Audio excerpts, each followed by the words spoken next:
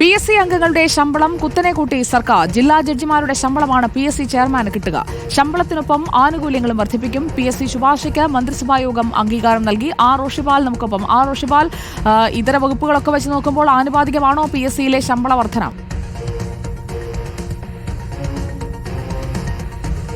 സൂര്യ, നേരത്തെ 2 തവണ മാറ്റിവെച്ച ശുപാർശയാണ്. PSC ബോർഡ് തീരുമാനമായിരുന്നു ചെയർമാന്റെയും ഒപ്പം തന്നെ അംഗങ്ങളുടെയും ശമ്പളം വർദ്ധിപ്പിക്കണമെന്നത്.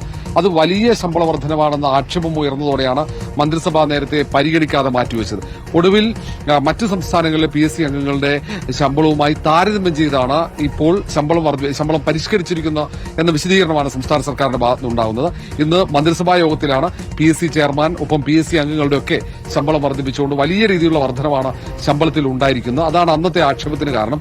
ശമ്പളം മാത്രമല്ല, ആനുകൂല്യങ്ങൾ വർദ്ധിപ്പിക്കാനുള്ള തീരുമാനവും ഉണ്ടായിരുന്നു ബോർഡ്. ആ തീരുമാനവും മന്ത്രിസഭ അംഗീകരിച്ചിട്ടുണ്ട്.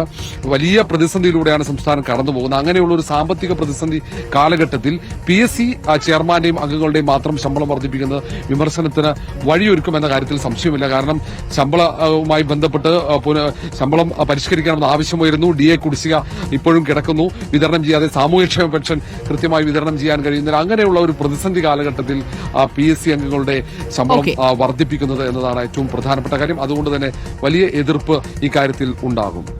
ശരി, റോഷിപാലാണ് തിരുവനന്തപുരത്ത് നിന്ന് വിവരങ്ങൾ നൽകിയത്.